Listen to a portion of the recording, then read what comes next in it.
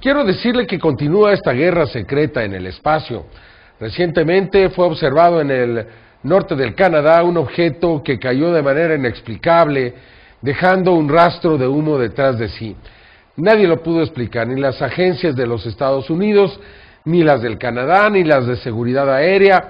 Nadie supo de qué se trataba. Otro objeto misterioso que cae a tierra, tal y como ocurrió el pasado 15 de septiembre allá en el Perú, cuando un supuesto meteorito cayó en el sur del Perú, enfermó a muchas personas y nadie pudo decir de qué se trataba, a excepción de la agencia de inteligencia rusa que dijo que era un satélite militar, el KH-13, muy secreto y misterioso. Por tal motivo pensamos que continúa presentándose estas acciones de parte de otras inteligencias que están derribando estratégicamente algunos de los aparatos, de los objetos, de la tecnología bélica que se ha puesto allá en el espacio para hacer la guerra, tanto hacia ellos como posiblemente hacia algunos vecinos aquí en la Tierra. Y quizá esto no se ha contemplado en las leyes de la exopolítica universal. Es decir, el espacio no le pertenece a nadie, nos pertenece a todos y por tanto no podemos utilizarlo para hacer la guerra. Debe ser esta una premisa universal que el ser humano no está respetando. ¿Será por ello que se ha incrementado el número de avistamientos en todo el mundo? Es verdaderamente sorprendente lo que se ha venido captando en los últimos meses en diversos países. Recientemente en Inglaterra se anuncia la liberación de 160 archivos del fenómeno extraterrestre, tal y como lo hizo Francia en el pasado mes de marzo-abril del 2007, cuando el CNES de Francia liberó los documentos que tenía en torno a este fenómeno. Y ahora, siguiendo ese ejemplo, Inglaterra hará lo mismo. Estamos viviendo un verdadero cambio de los tiempos. Estamos viviendo algo que seguramente será considerado historia en el futuro. Es decir, el tiempo en el que el ser humano finalmente reconoció que estaba siendo visitado, que lo ha sido desde hace muchos años y que es hasta hoy, cuando existe una nueva mentalidad, una nueva forma de pensar, cuando los gobiernos finalmente han decidido liberar documentos tan importantes como los que vamos a ver en los próximos meses y que vendrán de Inglaterra. Allá en Cornwall, en Inglaterra, también se pudo fotografiar un objeto volador no identificado que fue realmente importante, que nosotros publicaremos muy próximamente en las páginas de esta revista. Por cuestiones de tiempo no ha sido posible hacerlo ahora, pero que viene a añadir un clavo más al ataúd para encerrar todas las mentiras que se han dicho de este fenómeno, ya que los propios expertos de la defensa dijeron que el video, o más bien fotografía de Cornwall en Falmouth, era realmente la de un objeto volador no identificado. Esta fotografía fue publicada por el diario The Sun. La fotografía fue tomada el 29 de diciembre. Si bien no la verá usted en esta publicación, le aseguro que en la próxima la tendrá. Pero hay que hacer acotamiento a estas noticias tan importantes que se están dando literalmente en todo el mundo.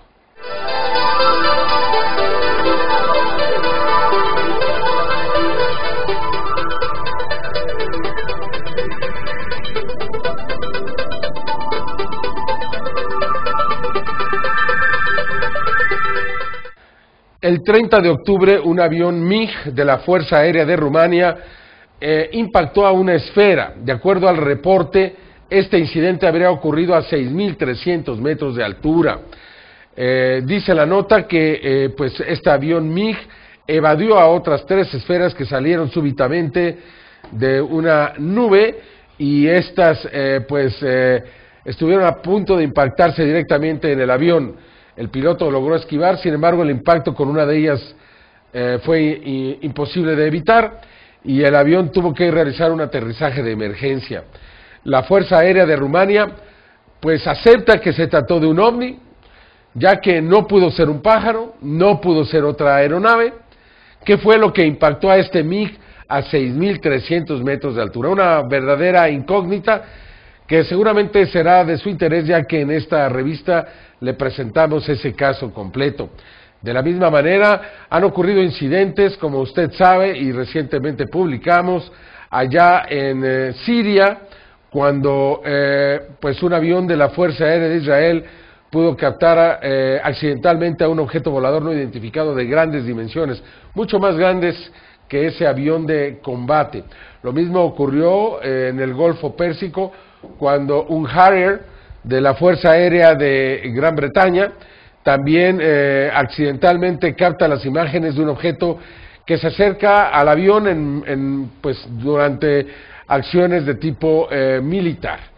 Todo esto nuevamente hace pensar que este conflicto del que hemos venido hablando se está incrementando. De hecho, existen ya imágenes que le daremos a conocer también muy próximamente de Marines allá en Irak, que de noche captaron a objetos voladores no identificados en infrarrojo. Por tanto, quiere decir que cada día hay más ovnis en las zonas de conflicto, en las zonas de guerra, o bien en las zonas donde se hacen ejercicios aéreos militares. ¿Le parece a usted esto coincidental? ¿Le parece que es algo que podría ser algún tipo de advertencia? Recordemos que en las últimas misiones espaciales, hasta la última, la STS-120, han sido acompañadas de ovnis, como lo hemos presentado y demostrado. ¿Quiere decir que todo esto está conectado? Yo pienso que sí. Usted tiene la última palabra.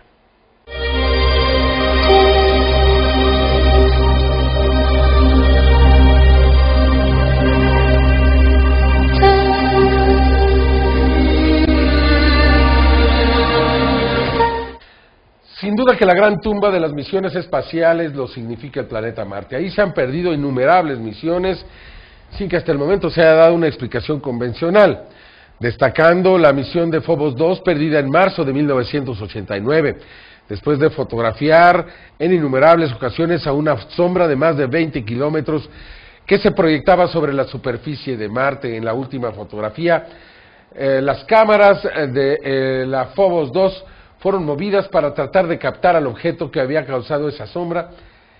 La Phobos 2 captó al objeto, sin duda alguna, un objeto de grandes dimensiones, posiblemente de 20 kilómetros flotando en el espacio.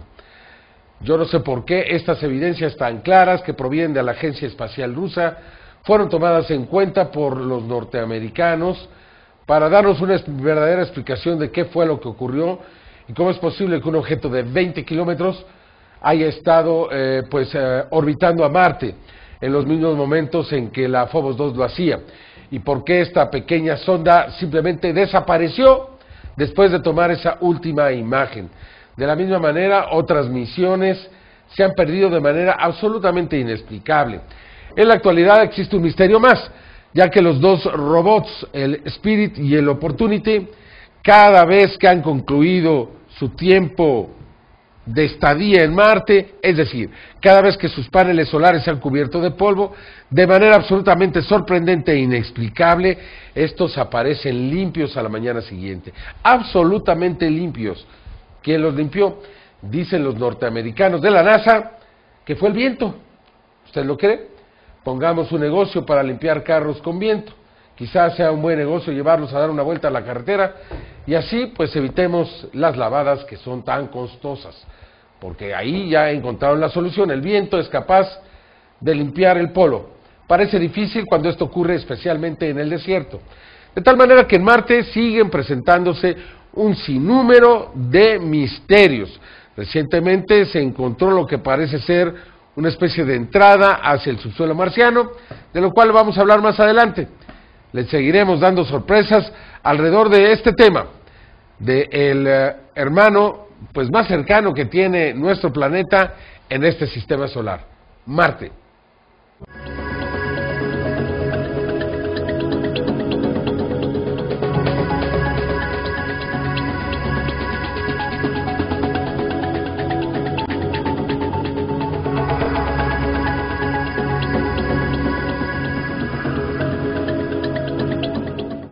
Hasta la redacción de los grandes misterios del tercer milenio, los investigadores Santiago Iturria, de la ciudad de Monterrey, y Alfonso Salazar, nos hicieron llegar la información del más reciente incidente entre un avión militar y un objeto volador no identificado, reportado en la nación europea de Rumania. Este importante acontecimiento tuvo gran difusión en los medios de comunicación de esta nación, y sorpresivamente la información fue abierta por parte de las más altas autoridades de la Fuerza Aérea Rumana.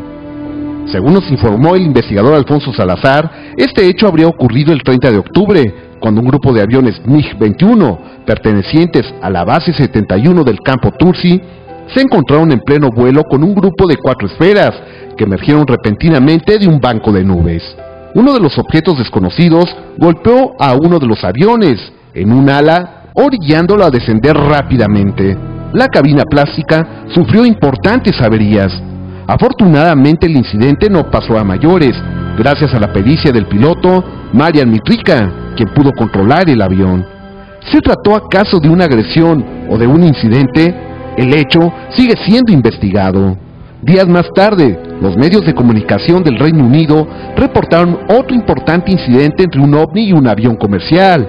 La información compendiada por el investigador Santiago Iturria nos dice que el capitán del avión, Ray Bauer, volaba de la localidad de Alderney a Southampton, cuando vio a través de sus binoculares un enorme objeto alargado que se llegó a estimar del tamaño de 2 Boeing 727, y el cual se acercó peligrosamente a la aeronave comercial.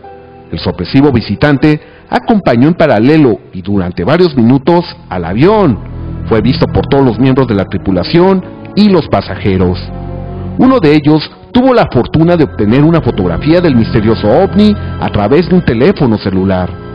Observe usted la forma tan extraña de este objeto, el cual es alargado y presenta una superficie muy irregular. Después del incidente, el piloto del avión concedió una entrevista a la televisión en donde narró detalles de este peligroso incidente. En mis años de experiencia nunca había visto algo como esto y francamente sería muy feliz si no volviera a suceder. Fue algo muy impresionante y la primera vez que lo vi, inicialmente estaba como a 15 o 14 millas de distancia. En un principio parecía pequeño, pero nos dimos cuenta que el tamaño era casi del doble del avión.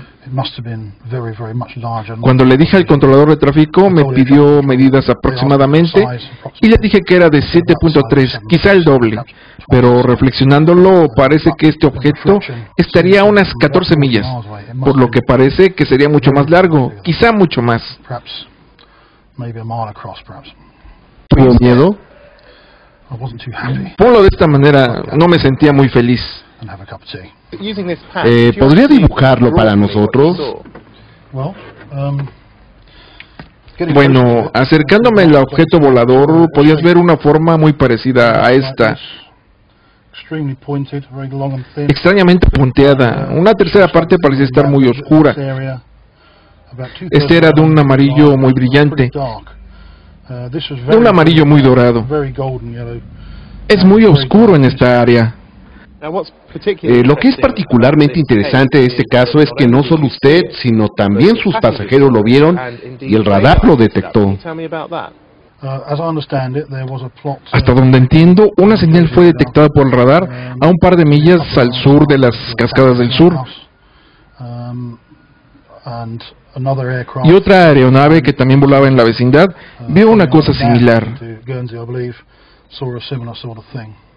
Algo está ocurriendo definitivamente en los cielos de todo el mundo, y hacia el final de este 2007 existe un repunte muy marcado del encuentro entre aeronaves militares y comerciales con extraños objetos.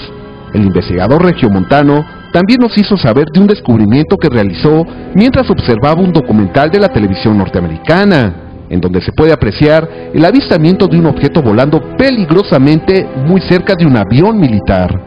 Se trata de una grabación transmitida en un documental del canal Military Channel, que el día 5 de octubre transmitía una emisión dedicada a los ejercicios militares que se realizan en el Golfo Pérsico. Aunque la grabación es muy breve, observe usted con cuidado en estas tomas congeladas las características del intruso. Iturria nos comenta que se trata de un ovni en forma de platillo con un domo en su parte superior y que refleja la luz del sol. Detalles que usted puede apreciar en el acercamiento. El investigador añadió que el avión que observamos se trata de un caza tipo Panavia Tornado de la Real Fuerza Aérea de Inglaterra. También recordamos el video que recientemente nos hizo llegar Santiago Iturria, en donde se reporta la presencia de un objeto volador no identificado captado por la Fuerza Aérea de Israel. La presencia del ovni fue detectada cuando era presentada una nota a través de un noticiero de la BBC de Londres, la cual hablaba sobre una operación secreta de aviones militares israelíes que buscaban instalaciones nucleares secretas. Al observar unos segundos el desarrollo de la misión, apreciamos cómo un veloz objeto cruza repentinamente en la pantalla. Al realizar un análisis en cámara lenta y al congelar la imagen, podemos apreciar las características del sorpresivo visitante, el cual presenta la típica forma de los llamados platillos voladores, es decir, un objeto de forma discoidal de color negro en su estructura y que realiza un vuelo ascendente a gran velocidad. En un análisis más detallado de esta toma, incluso fueron encontradas esferas. Observe usted con cuidado. Al parecer, nadie se percató de la presencia del objeto, y el reportero no menciona nada en torno al misterioso hecho.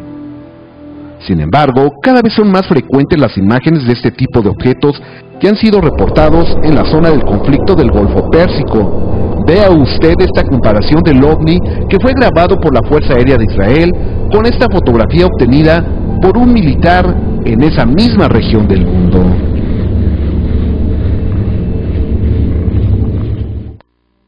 La noche del 31 de octubre del año 2000, alrededor de las 11 de la noche, el vuelo SQ-006 de la aerolínea Singapore Airlines, un Boeing 747 con 179 pasajeros a bordo, partía de la ciudad de Taipei, en Taiwán, con destino a Los Ángeles, en los Estados Unidos. La aeronave enfilaba hacia la pista en lo que parecía ser un vuelo sin contratiempos. De pronto, y después de unos momentos, el caos y la confusión se hicieron presentes. El Boeing 747, con todos los pasajeros y tripulación a bordo, se encontraba en la pista envuelto en llamas. Los servicios de emergencia acudieron de inmediato para tratar de sofocar el fuego, a la vez de que intentaban rescatar a las personas que se encontraban en su interior. Por si esto fuera poco, al mismo tiempo caía una intempestiva tormenta sobre el aeropuerto. Después de largas y arduas horas de trabajo, el fuego fue controlado y en la pista se encontraban los restos del avión, que se partió en 3 partes. El saldo de este lamentable accidente fue de 81 muertos y 98 sobrevivientes. El dictamen oficial estableció que la causa fue debida a una equivocación del piloto que tomó rumbo en una pista que estaba en reparación, que lo llevó, en medio de la tormenta, a no distinguir la maquinaria que se encontraba sobre la pista, ocasionando un impacto con una enorme grúa que desembocó en los acontecimientos narrados. Sin embargo, el técnico experto en aviación e investigador del fenómeno ovni, Alfonso Salazar, difiere ampliamente de lo ocurrido aquella fatídica noche y nos daría su versión al respecto de este incidente. En primera, porque el capitán del avión tiene más de 11.000 horas de vuelo, de experiencia. Cuando despegó él estaba consciente con su copiloto.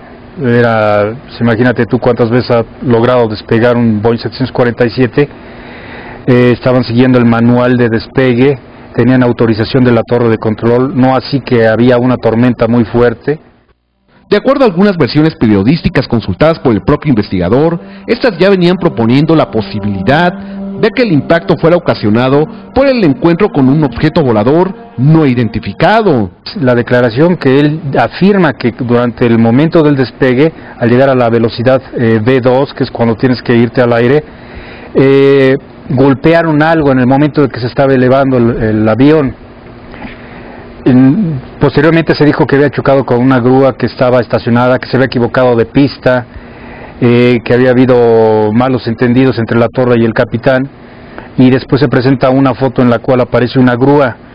Si un avión llega a golpear una grúa, estamos hablando de un Boeing 747-400, un avión que casi pesa 500 toneladas, si llega a golpear una grúa, imagínate, la hace papilla, la hace polo, y la grúa casi permanecía intacta. El investigador también comentaría al equipo de los grandes misterios del tercer milenio sobre esta clase de extraños sucesos que se han reportado a lo largo de la historia de la aeronáutica. Bueno, a lo largo de la historia de la aviación hay diferentes casos. Recordaremos aquí en México un DC-8 de Aeronaves de México que fue golpeado por un objeto en el momento del despegue en Tampico, Tamaulipas.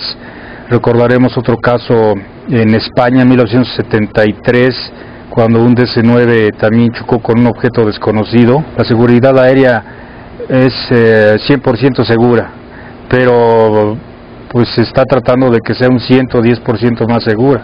Claro que con estos objetos volando, pues lo hemos visto en videos, ¿no?, que pasan muy cerca de las aeronaves. Inclusive hay un video increíble del Concorde, en el cual en un vuelo de un comercial de una línea aérea británica, cuando volaba el Concorde, se ve perfectamente una esfera que lo acompaña durante su vuelo. En la Ciudad de México, el señor Manuel Ángel Chávez, la tarde del 6 de junio del 2006, videograbó un evento sin lugar a dudas único. Al encontrarse en la azotea de su domicilio, en la colonia Santo Domingo, en Coyoacán, alrededor de las 7 de la tarde con 4 minutos, con su cámara de video captó el momento en que un objeto de forma esférica, al parecer persigue un avión comercial que en ese momento sobrevolaba la capital.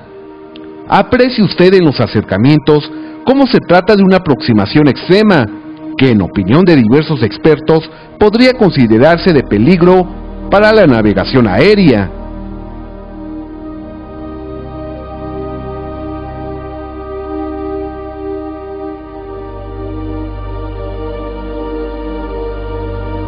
Este tipo de hechos también han sido captados por otros testigos alrededor del mundo. Un año más tarde, un evento similar sería captado por videoaficionados de los Estados Unidos. Así nos lo reportó Santiago Iturria, quien nos hizo llegar este material y comentó que esta grabación fue obtenida por una vigilante del cielo que vive en Chatsworth, California, y a quien se le conoce con el nombre de Francine. El 9 de mayo de este año, captó el paso de un avión comercial que estaba siendo seguido por dos esferas que reflejaban la luz del sol. Aunque la grabación es muy estable, podemos apreciar que una esfera brilla particularmente.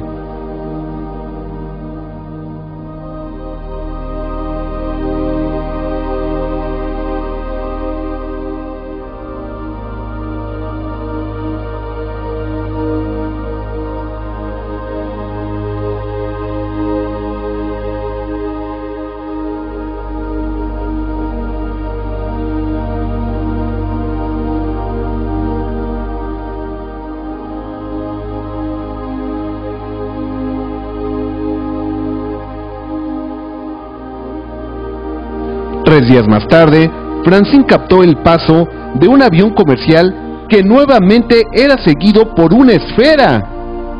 Un fenómeno realmente extraordinario.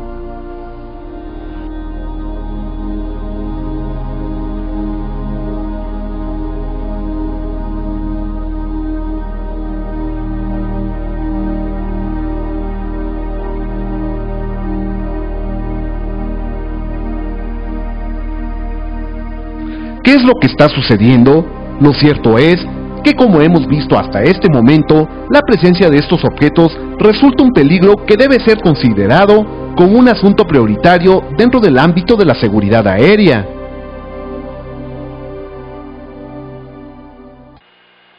El 5 de marzo del 2004, en la zona de Copalar, en el estado de Campeche, integrantes del Escuadrón 501 de la Fuerza Aérea Mexicana realizaban un operativo de localización de pistas clandestinas. Entre las 5 y las 5:30 de la tarde, la tripulación del avión tipo Merlin C-23 vivió una experiencia realmente extraordinaria. Repentinamente el radar del avión captó la presencia de un objeto desconocido que aparentemente les acompañaba. Al tratar de indagar más sobre el suceso y como parte de su deber, decidieron darle seguimiento. Grande fue la sorpresa de los militares mexicanos cuando, con el transcurrir de los minutos, se percataron de que los extraños intrusos aumentaban en número. Sus maniobras parecían ser controladas. Lo más extraño de este caso es que los objetos no eran vistos a simple vista, solamente fueron detectados a través de un dispositivo infrarrojo conocido como FLIR. No tengo la pantalla, pero me sigue marcando la distancia, el radar, a 37 millas. Ahora sobre Carmen. A las 7, a la misma altura. Hay unas nubes ahí, se debe de ver esto.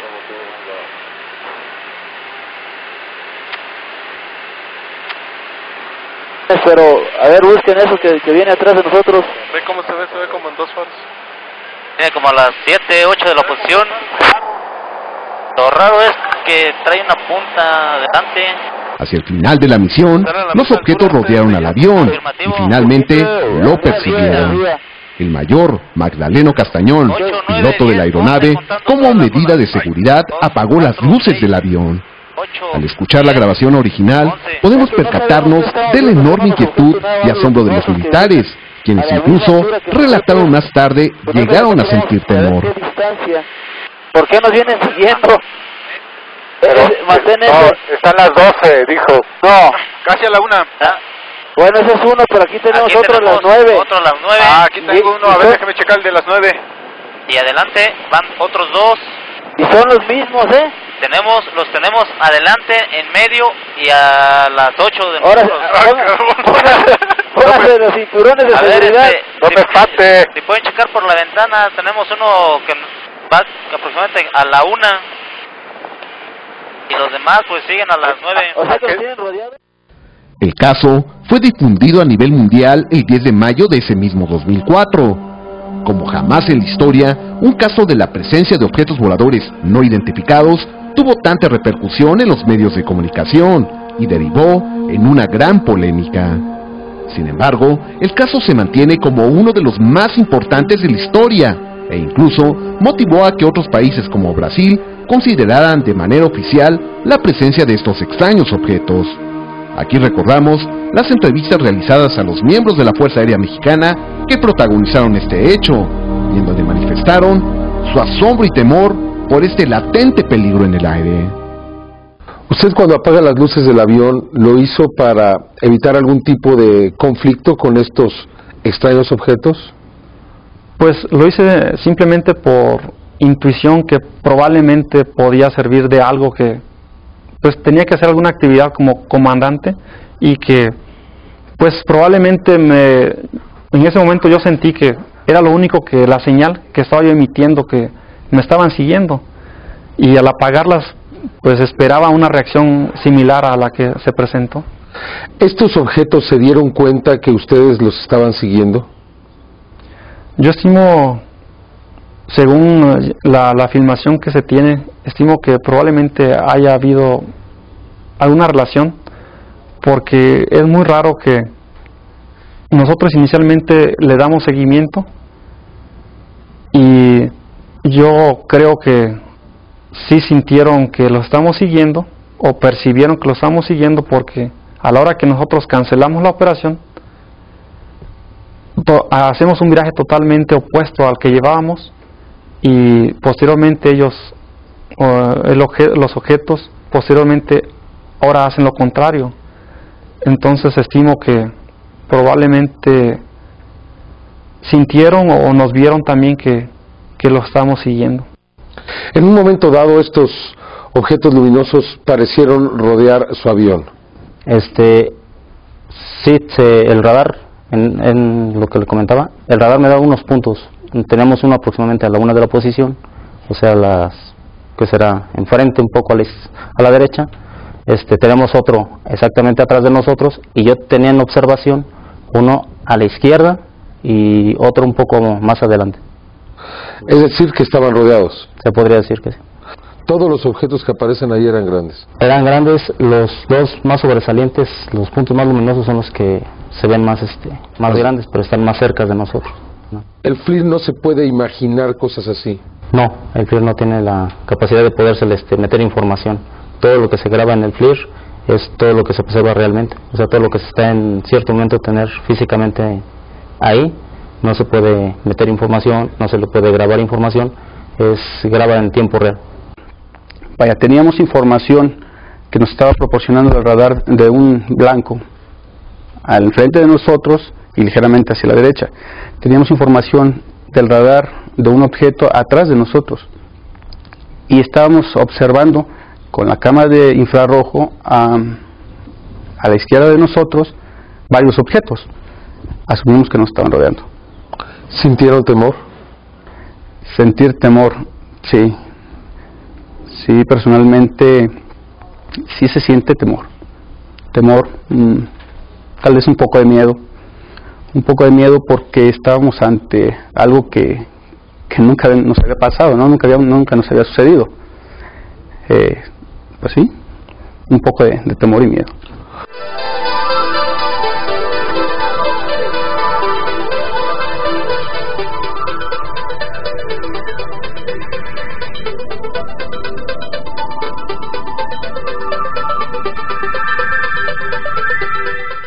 El sábado 3 de mayo de 1975, a las 12:40 del día, fue cerrado el Aeropuerto Internacional de la Ciudad de México. Se declaró una situación de emergencia. Un avión volaba hacia la Ciudad de México y su piloto aseguraba que estaba fuera de control, que su avión era controlado por 3 objetos voladores no identificados. La situación era considerada como muy seria. El piloto del avión era un joven de 24 años llamado Carlos Antonio de los Santos. Volaba para una compañía de vuelos charter y regresaba de Zihuatanejo. Al volar sobre Tequesquitengo, alrededor de las 12:30 horas, advirtió la presencia de un objeto ovoidal oscuro volando sobre el ala derecha del avión.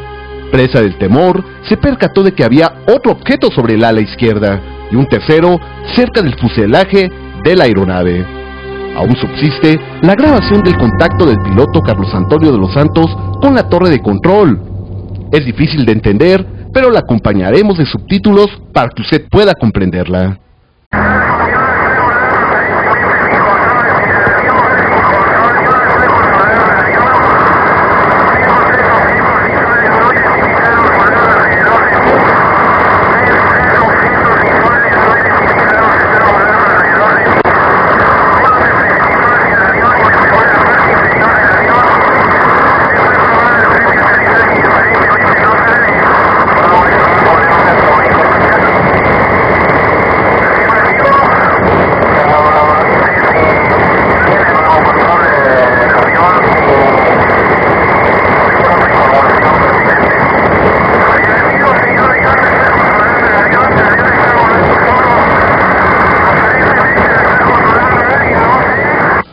Los extraños objetos abandonaron a Carlos Antonio de los Santos sobre la Sierra del Ajusco, volando hacia el área de los volcanes.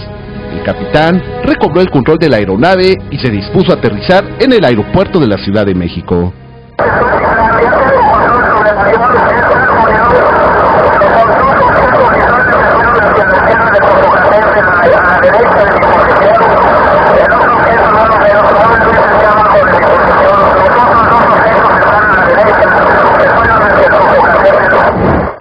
Santos fue sometido a varios análisis después de la experiencia. Se llegó a especular que se había tratado de visiones. Sin embargo, en aquel tiempo el psicólogo Bernardino Vargas García dictaminó que el piloto se encontraba en perfectas condiciones psicológicas. Tan solo un año más tarde, una experiencia muy similar sería reportada por otro joven piloto aviador en nuestro país.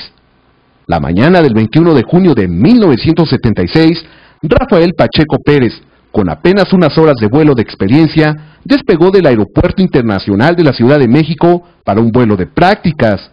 3 horas después, se encontraría volando a 4.000 metros sobre el mar, sin saber cómo había llegado ahí y sin contar con el combustible necesario para ese trayecto. Durante el tiempo transcurrido, el piloto habría perdido la conciencia y estableció contacto con la torre de control del aeropuerto de Acapulco. Los controladores aéreos Jorge Villagrán y Carlos de Crechi Obermayer respondieron a su llamado. Sin embargo, lo que escucharon no era el tono de voz normal del joven piloto, que se comunicaba desde la avioneta matrícula XNZ0X.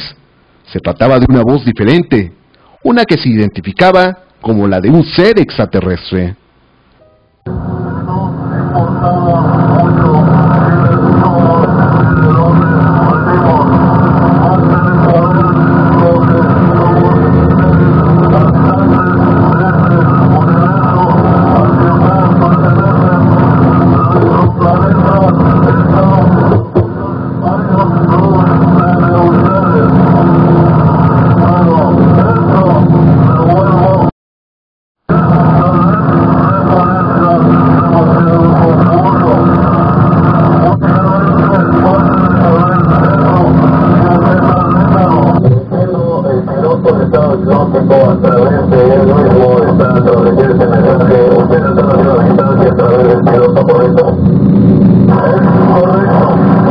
Únicamente está hablando porque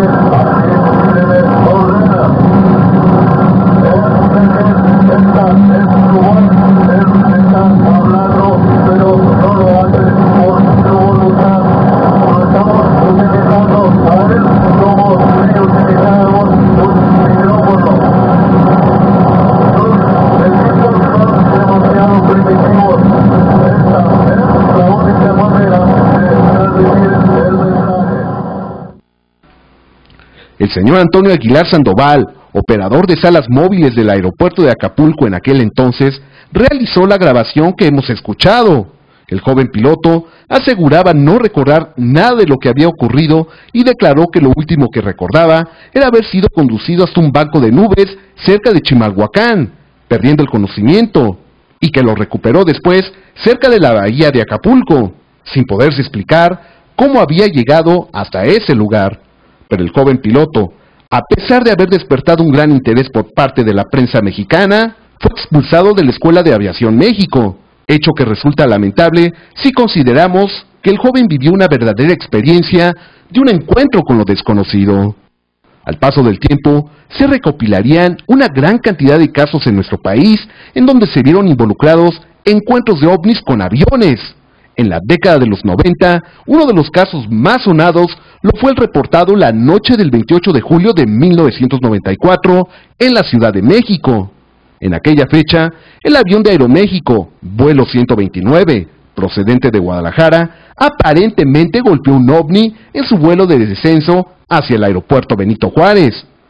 Según el reporte del capitán Raimundo Cervantes Ruano, al encontrarse en la maniobra de descenso del avión DC-9 a la altura del World Trade Center, la tripulación sintió un fuerte golpe en la parte inferior del avión, hecho que causó gran inquietud. Me manda a llamarte una llamada telefónica de control radar, en donde me dice cuál fue la causa probable de mi impacto, que tenían grabado desde una hora antes un objeto sobre el Hotel de México, el edificio de comunicaciones, y que había habido un cruce entre mi avión y esta nave. El avión, momentos después, aterrizó sin contratiempos.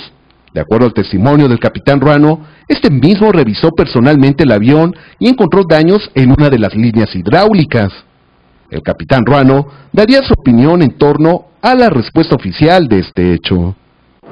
Después del 28 de julio de mi incidente, estuve en contacto varios días con el Control Radar de México, donde hubo varios reportes de pilotos que se les cruzaron objetos voladores no identificados en su trayectoria. Solicité un informe sobre los daños de las piezas, a los cuales, lógico, la contestación que me dieron que era fatiga de material, cosa que como piloto no lo acepto, puesto que yo las vi y no considero que haya sido una fatiga de material.